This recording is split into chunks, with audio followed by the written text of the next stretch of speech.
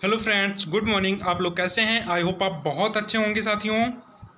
मैं आज विगत वर्षीय प्रश्न पत्र 2016 का पेपर सॉल्व कराने जा रहा हूं। आशा करता हूं आपको बेहतर पसंद आएगा साथियों। अगर पसंद आए तो लाइक एंड सब्सक्राइब जरूर कीजिएगा। अपने क्वेश्चन की ओर चलते हैं, आगे बढ़ें साथियों। ये रहा क्वेश्चन हमारा पहला। साधारण तौर पर शिक्षक यह समझते हैं कि बच्चों को लिखना तब सिखाना चाहिए जब उन्हें वर्डों की पहचान हो जाए। यह विचार पूरी तरह से है।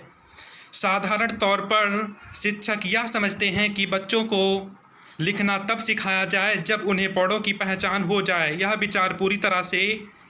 इसमें ऑप्शन कौन सा हो सकता है साथियों? पहला ऑप्शन देखते हैं, सही एवं स्वीकार है, वैज्ञानिक है, या फिर बाल स्वभाव के अनुकूल है। डी वाला ऑप्शन है अवैज्ञानिक है। तो इसमें हमारा क्या हो जाएगा साथियों? जैसा कि आप देख रहे हैं यहाँ पे बच्चों को लिखना सिखाने की बात की गई है। तो वर्डों की पहचान हो जाए, जिससे कि बच्चों को क्या हो जाए, वर्डों की पहचान हो जाए। तो हमें पहचान किससे करनी है? ये डी वाला भी गलत हो गया है साथियों, और सी वाला भी गलत है, वैज्ञानिक भी गलत है। तो राइट आंसर हमारा ए हो जाएगा। आगे बढ़े साथियों, अगला क्वेश्चन। प्राथमिक स्तर की कक्षा के संदर्भ में नीचे दी गई किस स्थिति में वास्तव में लेखन हो रहा है?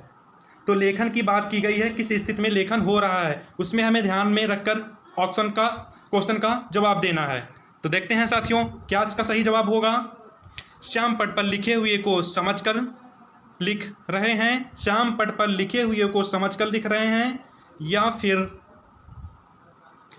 दो के समूह में चर्चा करने के बाद विद्यार्थी अपनी अपनी पुस्तिका में लिख रहे हैं, या फिर पाठ्य पुस्तक से देख कर बोल कर लिख रहे हैं, या फिर पाठ्य पुस्तक से पढ़कर याद करके लिख रहे हैं। याद करना एनसीईआरटी बिल्कुल बताता है याद करना गलत होता है, निगेटिव दर्शाता है साथियों। तो इसमें हमारा हो जाएगा, ये भी गलत है, डी वाला भी गलत है, और पहला वाला भी गलत है। तो हमारा ये दूसरा वाला सही हो जाएगा। दो के समूह में बच्चों के करने के बाद विद्यार्थी अपनी पुस्तिका में लिख रहे हैं। तो ये क्या हो जाएगा? संदर्भ नीचे दी गई किस स्थिति में वास्तव में लेखन हो रहा, तो ये वास्तव में लेखन हो जाएगा साथियों। आगे बढ़ें, अगला क्वेश्चन। कक्षा 1 के बच्चों का गृह कार्य जांचते समय, यहाँ पे कक्षा 1 की बात की गई है, प्राइमरी लेवल की बात की गई है। कक्षा 1 का बच्चा है, उसका क्या करना है? गृह कार्य को हमें जांचते समय आप पाते हैं कि कुछ बच्चों के अक्षर बनावट टेढ़ी मेढ़ी है। आप क्या करेंगे? उन्हें स्वयं ही सुधार करने के लिए समय देंगे, या फिर उनकी लिखाई की निंदा करेंगे, या फिर उन्हें पुनः लिखकर लाने के लिए कहेंगे, या फिर उन्हें सीधी रेखा में लिखकर सिखाएंगे? तो इसमें हमारा ऑप्शन हो जाएगा ए, उन्हें स्वयं ही सुधार करने के लिए समय देंगे। तो राइट आंसर हमारा ए हो जाएगा साथियों। ये तीनों गलत हैं, ना कि हमें उनकी लिखाई की निंदा करेंगे। लिखाई की उनकी निंदा तो बिल्कुल नहीं करनी है। उन्हें पुनः लिख कर लाने के लिए कहेंगे, ये भी नहीं। उन्हें सीधी रेखा में लिख कर दिखाएंगे, ये भी नहीं साथियों। तो आगे बढ़े साथियों, अगला क्वेश्चन। आशा करता हूँ कि आपको बेहतर समझ में आ रहा होगा। Question number 4।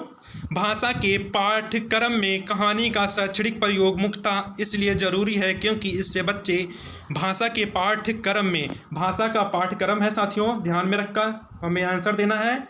भाषा के पाठ्यक्रम में कहानी का शैक्षणिक उपयोग मुख्यतः इसलिए जरूरी है क्योंकि इससे बच्चे स्मरण क्षमता का विकास करते हैं, उच्चारण संबंधी गलतियों में सुधार करते हैं, पढ़ना लिखना सीखते हैं, या व्याकरण के नियम को कंठस्थ करते हैं। तो देखते हैं कौन सा सही होगा ऑप्शन।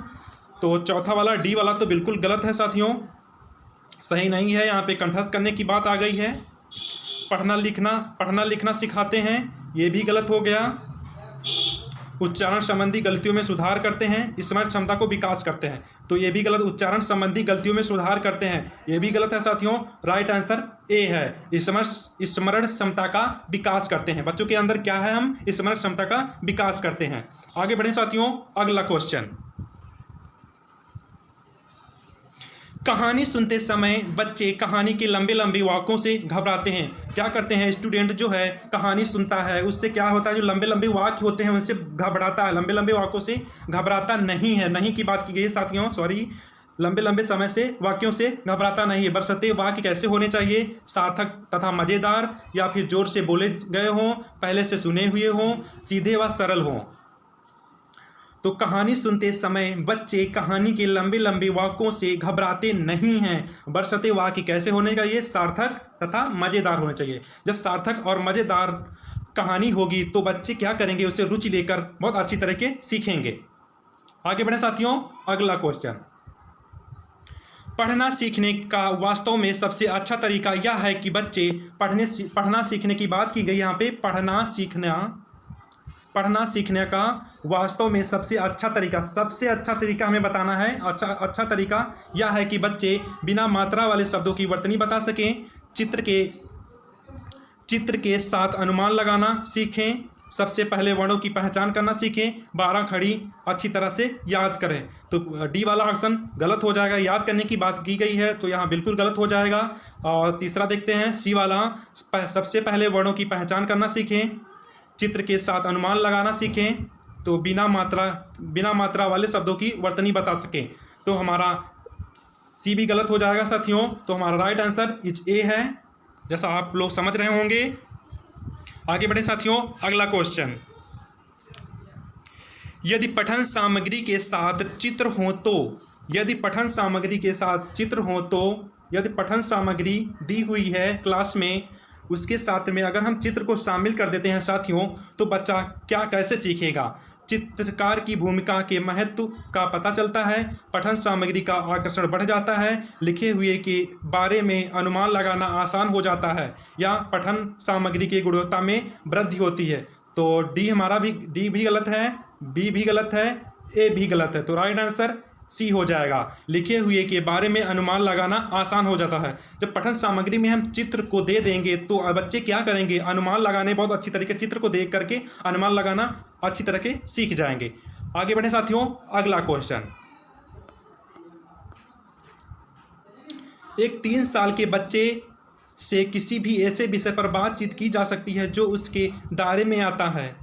एक 3 साल का बच्चा है, ये हमारा प्राइमरी लेवल में आएगा, जो 1 से 5 तक होता है प्राइमरी लेवल, उसमें बच्चा आ रहा है। 1 से 3 साल के बच्चे से किसी भी ऐसे विषय पर बातचीत की जा सकती है जो दायरे में आती है। किसके दायरे में आती है, सामाजिक दायरे में आती, या फिर भावात्मक दायरे में आती, या फिर सांस्कृतिक दायरे में आती, या फिर संज्ञानात्मक दायरे में आती।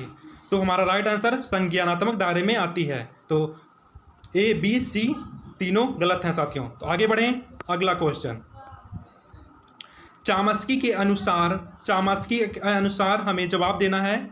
चामस्की के अकॉर्डिंग चामस्की ने क्या बोला, देखते हैं साथियों। चामस्की के अनुसार भाषिक क्षमता विद्यालय से प्राप्त होती है, भाषा अनुकरण से ही सीखी जाती है, भाषा सीखने में समाज का स्थान सर्वोपर है, या भाषिक क्षमता जन्मजात होती है। तो राइट आंसर भाषिक क्षमता जन्मजात होती है।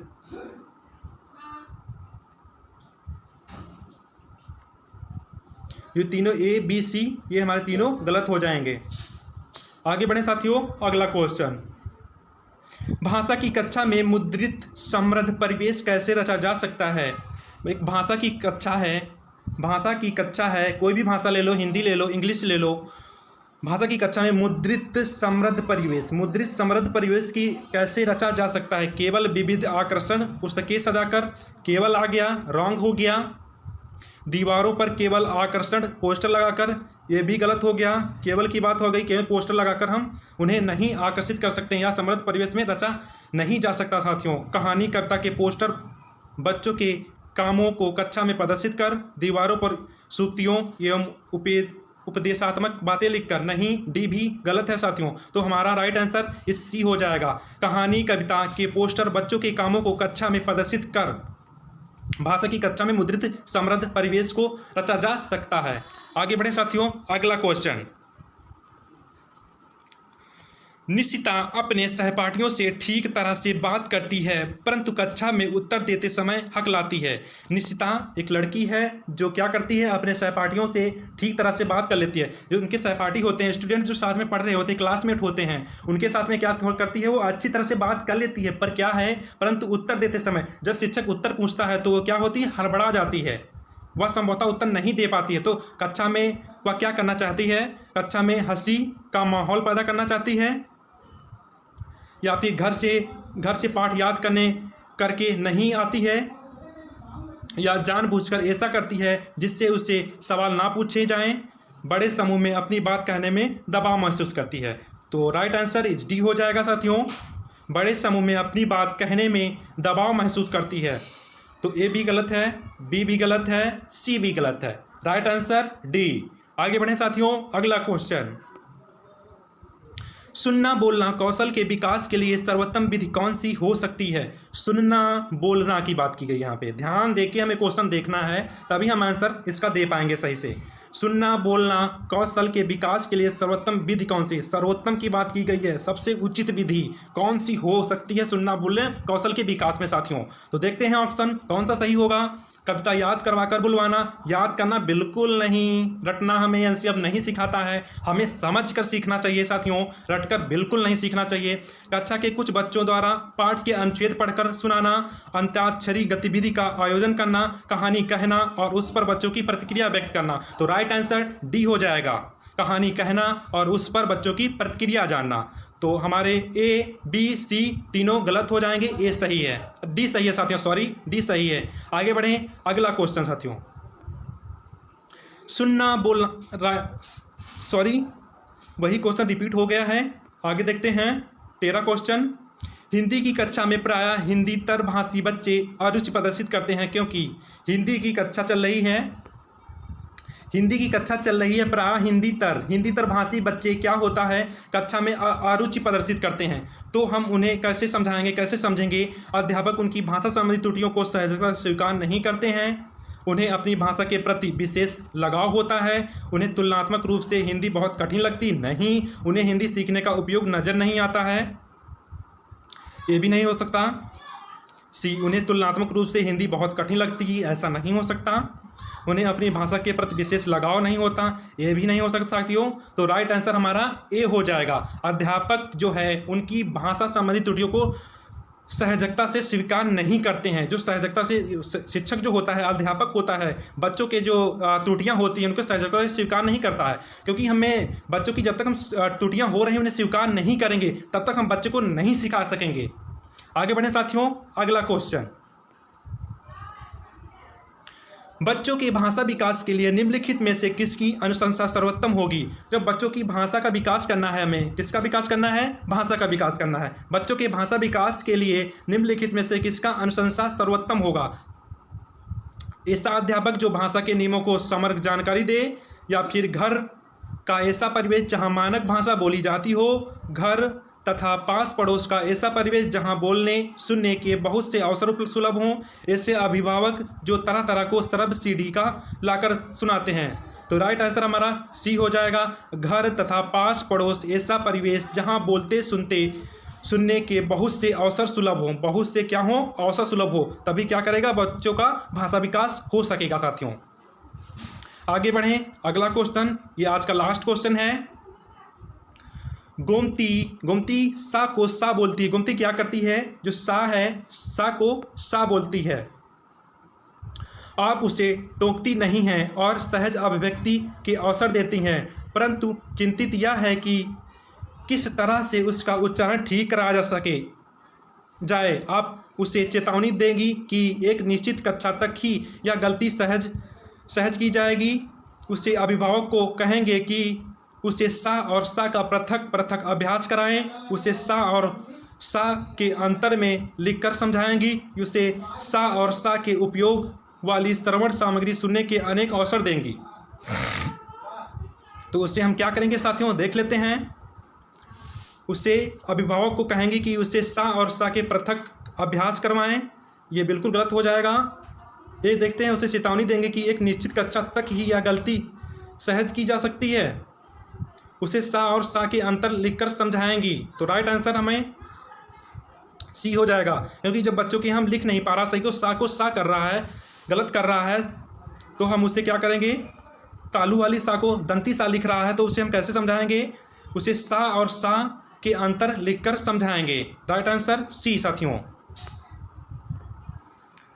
तो आज का क्वेश्चन लास्ट यही था साथियों, फिर अगले सेशन में हम और क्वेश्चन डिस्कस करेंगे।